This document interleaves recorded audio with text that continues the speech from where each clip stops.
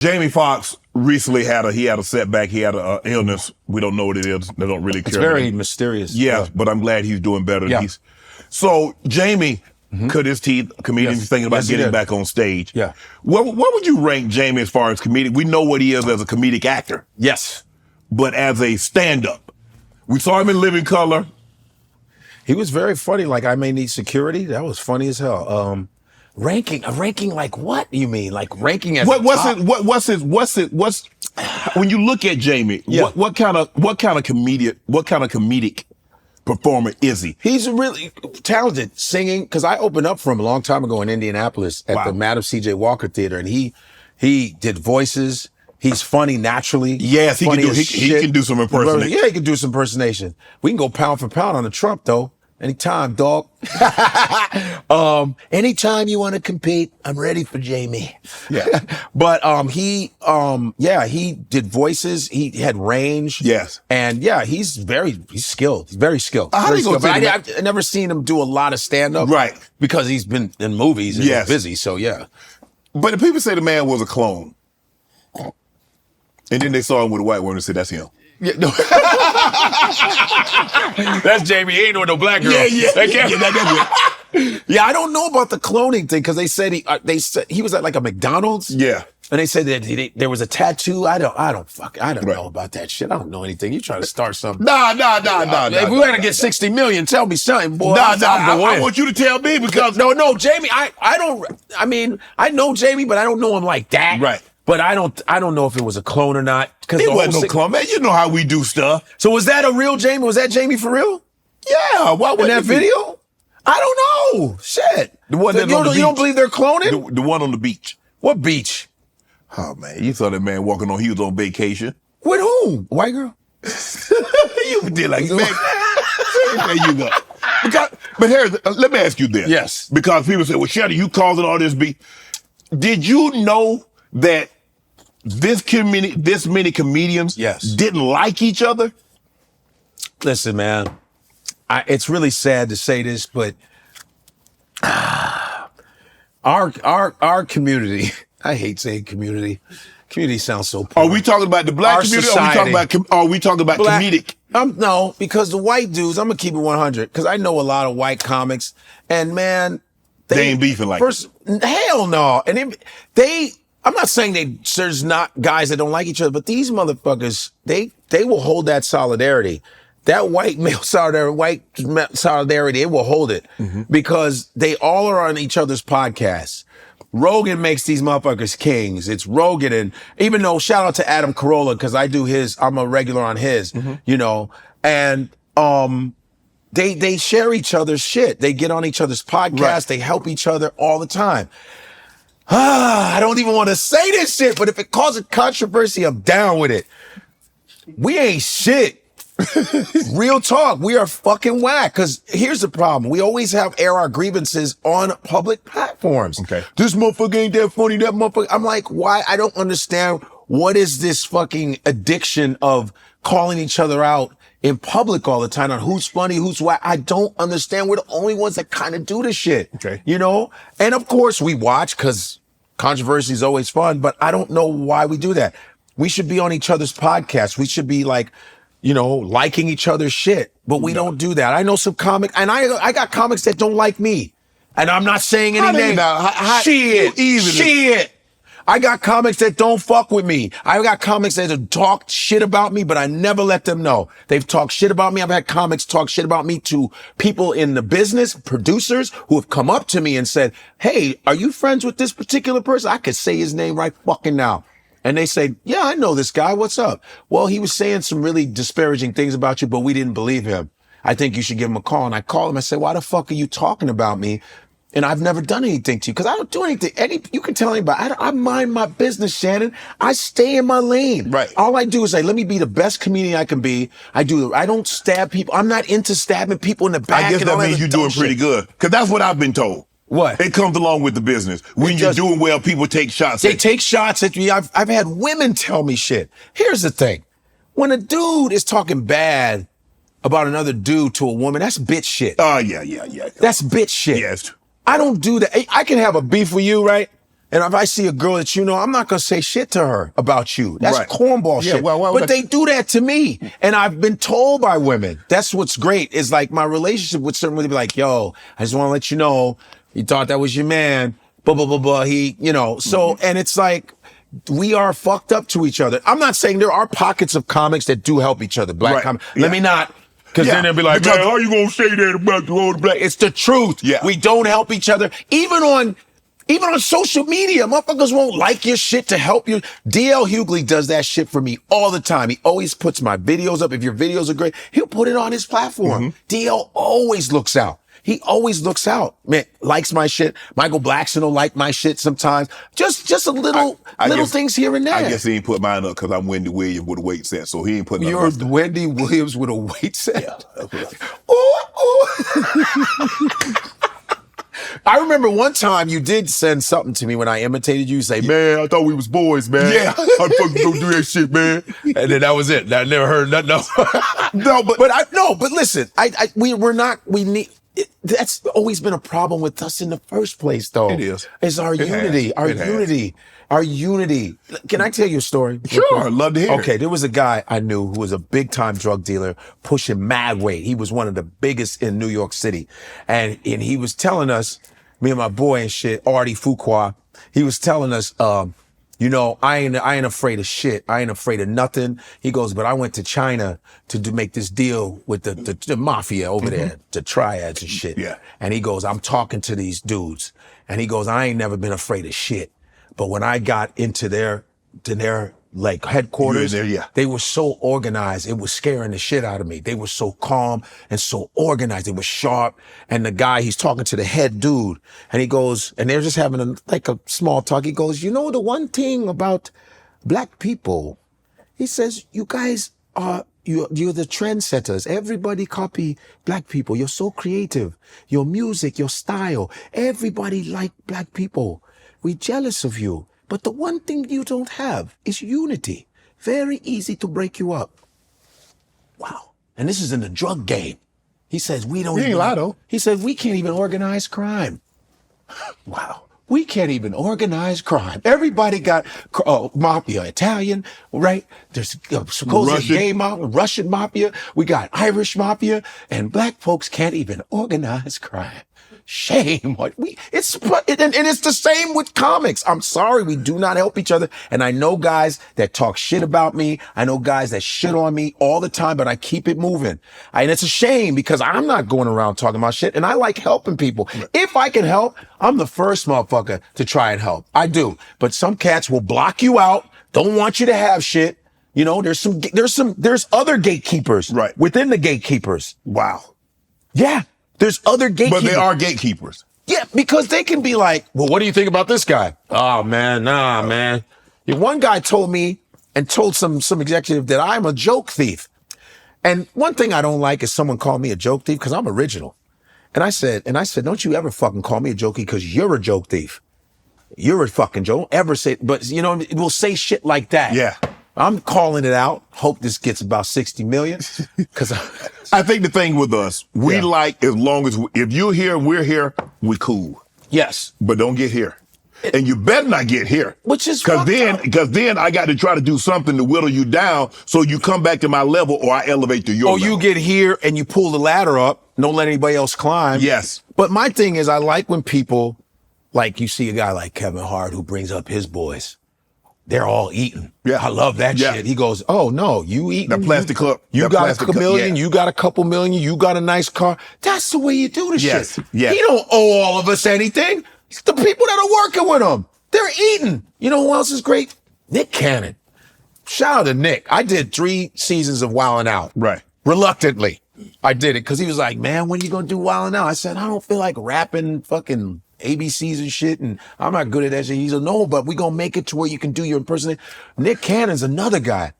No one's perfect, but Nick is hiring people, you know, from what I saw, hiring people, likes to see you do well, you know, stuff like that. We need that. Like Club Shay Shay. Look at how you bring us on here.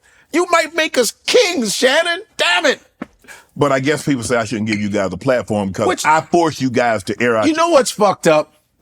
It's the same with the, the other TV that I used to be on. The other TV. Yeah.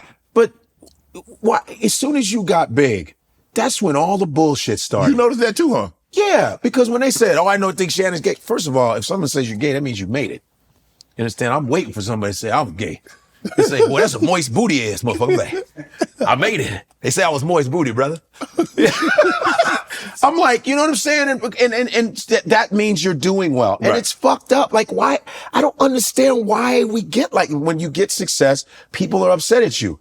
But there's some people that get to a level and forget about everybody. Right. Like, you didn't get this on your own. Mm-hmm. Why would you why wouldn't you turn your back? Why would you want you turn around? And once you establish yourself, bring the people in that will do well on their own. Don't just bring people in. Some people bring you in, you can bring them in and ain't shit. Right. They ain't doing anything. Right. You bring the people in that you go, oh yeah, because that's what I would do. Right. If I ever got to a level, I'd be like my man Ruben Paul, who's a fantastic comedian. He opens up for George Lopez. Ruben Paul, Dante Nero. I have Marina Franklin, Yamanika Saunders. I'm letting you all know these names. I would bring the people that are around me that I go, they can do the job. They can do the job. That's what I would do. Mm-hmm. And it's like in our mentality, maybe because we always like to trace it, maybe it's a slavery thing. Right. Because in the slave masters, remember, they divided us up and they only gave the house slave some, and the field slave was like, Lord have mercy. Why did he get everything? Right? Right. But that's bullshit. Right. No, it's not bullshit, but it is bullshit because you can stop that cycle. Correct. You know what I'm saying? If you chose to. I go, maybe it's my parenting. I don't know. You haven't asked me about that, but you will. Yeah. About my parenting, but I'm saying, okay, when you was telling the story about how you went to college and you became kind of militant and, you very militant, yes. And your dad was like, we send you to school. Oh, do your accent. Because I did my ancestry. Okay. I heard you're 90% Nigerian. You look more Nigerian than me. You look like a dignitary. Michael Blackson told me I got off the boat yesterday. Man, you should be driving Uber. It's like, where do you want to go? Okay, my name is Shannon.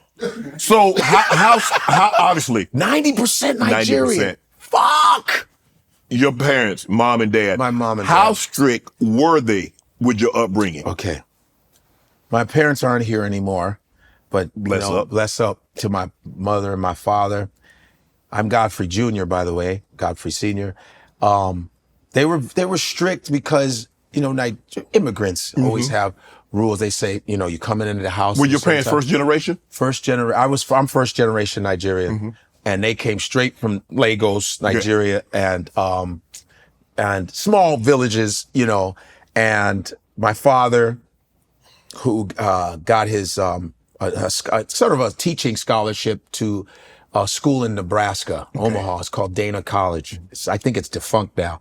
And that's where I was born. Okay. I was born in Nebraska. Wow. Right? That's why me and Gabrielle Union relate well, because she's from Nebraska. Malcolm X is from Nebraska. Warren Buffett. Hey, I'm just counting. And so my father was in school there in Nebraska. That's when I was born. My sister was born in Nigeria. My sister Juliana was born in Nigeria for 2 years. Born in Nigeria. We're Igbos. Igbo tribe. I don't know what tribe. You don't know what tribe you are? I don't know what tribe, yeah. Okay, yeah, you might be Igbo, dog. Oh, shit. I can see it in your face. So my sister was born there. Then I was born in Nebraska. And my brother was born in Chicago. Grew up in Chicago. And they were strict. They were, my father was an educator for 45 years on the west side of Chicago, Malcolm X College, and he created programs for prisoners. My father was in the system, the teaching system. My mother was a nurse. Okay. One of the best nurses in Chicago. She trained some of my friends as nurses. He was a OB-GYN nurse, delivering babies. So they were strict. With my sister especially, you can't wear makeup until this age. Right. Come home at 9 when my father used to say, you see the light there? You see that light? When it comes, you better be in the house. I will beat you there. Yeah. That's what it was. Right. I grew up in an area of Chicago, what's called Uptown. Chicago is the most segregated city in the country till this day. Wow. Martin Luther King got hit with a brick in Chicago. Yeah. Right? And it's narrows, right? Yes. And he got hitting with a brick. It's the most segregated city in Chicago. That and Milwaukee. And Milwaukee's not that far from Chicago. Oh, yeah. Right. Milwaukee, yeah. The most segregated. And it was discovered by a black man, Chicago, a French black man named Jean-Baptiste Point du Sable Museum, du Sable Drive. Mm-hmm. Yes. And it's the most segregated. And my father, as a teacher, would be like, you make sure your homework is done. You come in the house at a certain time, all that. So they were strict, reasonably strict, I would say. Mm-hmm. My sister a little bit harder because she was a girl. Right. But they were reasonably strict. My parents were really, we got our asses whooped, like, right. For real, like, that kind of ass right. whoop, So what did they want you guys to become? This is what Nigerian parents do. They already tell you what you're going to be. My father, he's like, so this is what you will do. You will go grade school, then you go to high school, then you go to college, then you will be a doctor. My father was like, and you're like, all right, cool. So they live vicariously through you. So you will be a doctor. That's what I said. So I have pre-med psychology. That's what I did. I played football my senior year in high school. I went to Lane Tech High School. Okay. Shout out to Lane Tech High School. I was in a Catholic school because my father did not like public schools. As a teacher, he's like, you have to go to Catholic school. You have to go to Catholic school. And I went to the St. Benedict, racist ass, religious bullshit ass, fucking white racist nuns and shit. Fuck them. And I wanted to get into this other school, Lane Tech, right, which was a smart school, college prep school. It was #1 with Michelle Obama's school, Whitney Young. Got into there. And then I played football for my senior year. And then I got like a scholarship to Memphis State University. I got a couple scholarships as a wide receiver. Right. And then my father said, no, you have to go. I don't trust. He didn't trust that. The scholarship shit, he said, you will end up not being able to do your homework. So I couldn't do any of that shit. So he was very strict on that. But they were reasonably strict, man, where I'm glad they were the way they were. Just immigrant shit. As I look at myself now, I'm like, I'm glad that they were the way they were. My sister is great. My brother Daniel, and he's still in Chicago. He's a train, but we were well raised, and I'm surprised I'm even in this business because my family was pretty normal. Right. Like normal problems. You know what I'm saying? Right. And I'm in this business because you would think like a lot of times people come into entertainment because of family dysfunction. Mm-hmm. Narcissism, which I have, narcissism, drug shit, all kinds. Grew up pretty fucking normal, and I'm in this fucking business. Wow. Because I love comedy so much, and I love expressing myself, but I'm not into the grimy shit, really. Right. You know what I mean? Your career. Yes. Do you feel you've been blackballed? Do you feel that there have been opportunities that you should have or could have been presented, but there were obstacles placed in your way? Shit. I don't think...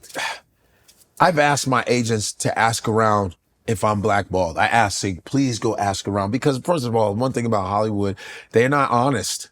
People will be like, we loved you. And then they'll say, get rid of him. You know what I mean? Right. And I try to surround myself with people who are honest with me. Right. I want people to, but people say, no, there's nothing you haven't. I said, did I say anything that was, because if it's my act, I think that's unfair. I should be able to express myself the way I want to.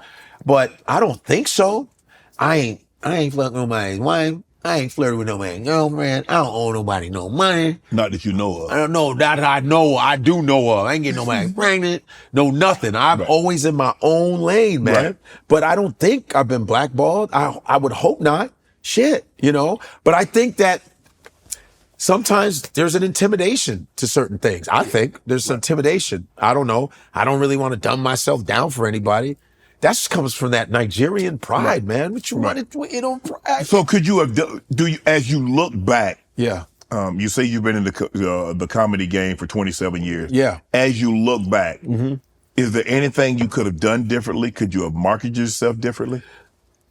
No, I don't think so, man. Because now with the social media, before it was everybody did the same shit. Oh yeah. You go to auditions, you try. You go to auditions, you do shows, you go on the road. It was the same kind of schematic, man. You try to rub elbows, you try to get invited to as much shit as you can, but now it's different. Now you can make excuses like you're not putting up any content.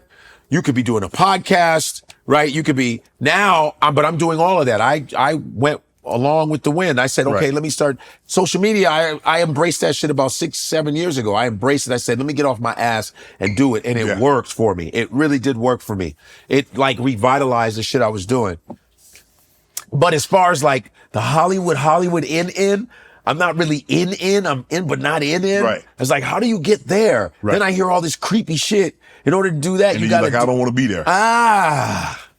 I don't know. It might be, I don't know if it's true or untrue, but it's always like, how do I get there? Right. You gotta, you know what I'm saying? Well, you mentioned gatekeepers, and you say they're Yeah. But is there you wish someone had opened the gate or given you a help lift That Godfrey would up? be great. I know people in positions that I've known for years that are like in position and they just fucking go, they just act like they don't know you anymore. I'm telling you, it's like straight transformation. Right. So this whole time, you was always that dude, just waiting, faking Right. it till you make it. Right. And so you go, oh, my boy, he's a showrunner right here. I've known him for years when we were coming up. Nothing. I've seen actors get a commercial and act like they don't know you. I said, motherfucker, that was Burger King. Shut the fuck up. Sit down. Shit. I mean, I was a 7-Up guy for 2 years after Orlando Jones.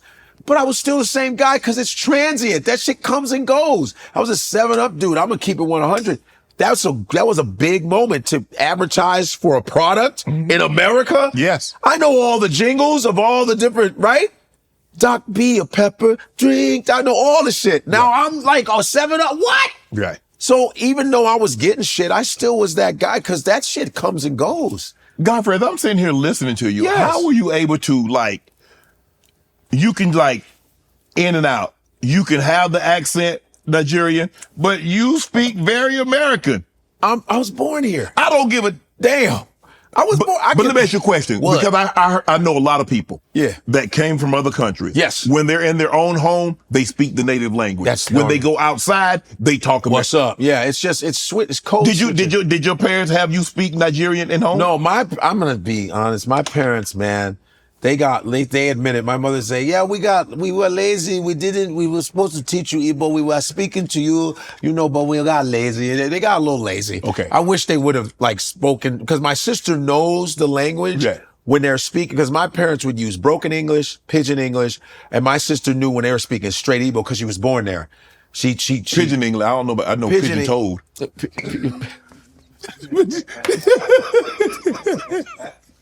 Pigeon toe. I know about pigeon toe, but I know about stool pigeon. Yeah. I know about pigeon toe.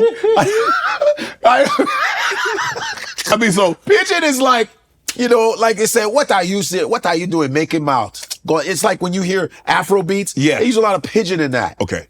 I say, Abi, what are you doing? Make it, it's like English. It's like patois. Okay. With the Jamaicans. Kinda. Yeah. It's English, but it's like, it's cut up and, and it's like a way that I was just in Nigeria in December, which was great, which was fantastic. And a lot of Nigerian Americans get a lot of hard time from Nigerians that were born there. They say, you're not really, you're Americanized. I go, my parents can't, that's not their fault. Because, there was a thing called the Biafra Wars in the 1960s. There was Biafra War. It was a tribal war. Igbos were getting killed. Right. My father changed our name. My last name is Danchima. But our name was Chima. But my father changed it so we could survive and get the fuck out of Nigeria. It was Biafra War. That's why I was born here. Right. What's really fucked up is that Nigerians will say, not all of them, but someone will say, you're not really Nigerian. I say, yes, I am. If my parents are Nigerian, I come out Nigerian. Right. Period. Right. When you see an Asian man, no matter where they are, you go, look at that Asian guy over there. Right. You connect them to their continent. Yeah, they don't say just because he's born in the States or And I know some Southern Asian. I'm Chinese. I'm like, I'm from Texas, but they'll still say, oh, the Asian guy is from Texas. Right. They already connect them, but for some reason, when it comes to the African life it's like all of a sudden I'm not African, but you believe the white South African, though. Right. You believe the white guy that's African. But I, who have the genes, just because I was born here, or British African, they'll give a British Nigerian more respect than an American Nigerian. There's a lot of Nigerian Americans, Ethiopian Americans, Congolese Americans. They're here. We are still African. I don't care that I don't know the language. Oh, so I'm still African. Now, if you were to ask me, are you Nigerian? I'd be like, hell no, I ain't Nigerian. I'm American. The Nigerian be like, how can you say that? Well, how can you embarrassed us all? Why you are Niger? How can you, all your mother ain't See? Yeah. So, fuck that. They want it both ways, huh? They want it both ways. So I'm glad I went back to Nigeria. I hadn't been there since I was a teenager, and my parents are gone now, which is crazy. My mother passed away first. Mm-hmm. Mother passed leukemia. So, sorry to hear the that. cancer thing. My parents married 40-something years. Mm-hmm. That shit was crazy. And to see your mother, your first superheroes were your parents. Your mother, your father, they gave you everything. If it weren't for them leaving Nigeria, surviving a Biafra war, I wouldn't even be sitting here in Club Shay Shay if it weren't for them and that hard work, busting their ass. And I always thank God for that. Like I wouldn't be here. I wouldn't be doing comedy, none of that shit. And my father died after that, and to see my mother, that was crazy. To see my mother, tell me that she's can't, that shit was, I don't ever want to live that shit again, but that was crazy. Your mother who's strong and boom, boom, boom. And then she's in and out of hospitals. And then she had 6 months to live, but she lived 8 extra. Wow. That's awesome. And my parents renewed their vows at the time. And then my father has a very strong voice. Godfrey, come here. That's my dad. Because I always say he sounded like the Lion King. Yeah. Godfrey, come here. My father. And my father always had a strong voice, strong voice, strong voice. But then when my mother was going to pass away, my father, when he knew it was about that time, that was the weakest I ever heard my father's voice. He's like, it was just weak. And I said, damn.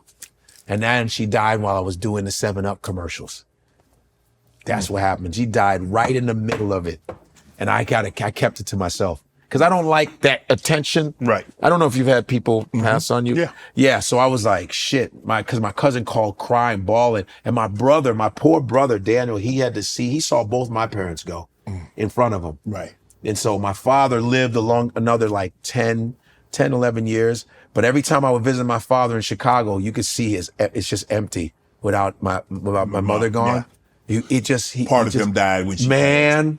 And they say my father was always healthy. My father would never caught colds. He was always eating healthy, and he just went. I think it was broken heart. Mm-hmm. So and what freaked me out was when my father passed. You got to go see him at the funeral home. Mm-hmm. I had a show at my sister's alma mater, Loyola University. Right. I had to do a show at her university, a college show, and then I had to see my father's body a couple blocks away. Right after I had to get off and go, good night, and then go and see my father's body. Just my dad, just there in his traditional garb. That shit. Yeah, so, but I thank God if it weren't for them, I wouldn't even, and they saw some of my success, which was great. It was great, because my father was a CNN guy, and I got to get on CNN. Because that's all he watched. Right. He thought I was the greatest thing in the world because that was when Michael Richards, remember Michael Richards from Seinfeld, Snap, used the N-word? Yeah. I was around Michael Richards about a week before that. I used to do shows with that crazy motherfucker. And then they called me, CNN, Anderson Cooper's show was like, Godfrey, they want you to come CNN and talk about the Michael Richards shit. And I got on there and talked about the Michael Richards shit. My father saw it and went crazy because that's all he watches. Right. He says, I called all the Nigerians in Chicago, you were on CNN, shit like that. So all my successes, even though I was a pre-med psych major and I wanted to get into psychiatry, but once I decided to be a comedian, your friends are like, well, at least get your degree and then you can, just in case you fail, you can boom. But I ended up doing okay. You were born in Nebraska. Yeah. Did you have a bunch of black friends? Because I did. I was born in Nebraska. I was a baby. I grew up in Chicago. So you had a bunch of black friends. Bunch of black friends. I had all my friends, and my friends I had friends, African American, of course. Yeah. Nigerians, Indians, Koreans, Cambodians, Vietnamese, Laos, Chinese, Polish. It was very immigrant oriented in that area, uptown area. That's the most integrated area in Chicago. Okay. So my friends were immigrant kids and African Americans, of course, and white Americans. And so I had the only time I got culture shock was when I went to all white schools. That's when I don't know if it's culture shock, but it was just like racism and all that shit, being called the N-word and shit. I was called the N-word in class, English class, my honors English class. In high school? called me N-word. It was like 3, you know, it's always 3 against 1. So they were like, they called me, and it was like they whispered it, fucking nigger, like that, fucking nigger, fucking nigger. I was like, me? Fucking nigger, yeah, you're a fucking nigger. I was like, me? I'm looking like, me? And they're like, yeah, fucking you, nigger. I was like, what the fuck? And my teacher was black. Mrs. What'd she say? She, you know, when I look back, I go, she probably was having problems with the faculty herself. Right. She didn't say shit. I was just like, oh, fuck, you fucking nigger. I thought, and they said it just like that. You're a fucking nigger. I was like, and so I thought they were mispronouncing Nigerian. I didn't know. Nah, I said, there's only one G. The G is soft. But yeah, that's what I was going through for. Want to join Club Shay Shay? Become an official member by hitting that subscribe button, where you never know who's going to be joining us for drinks and conversation.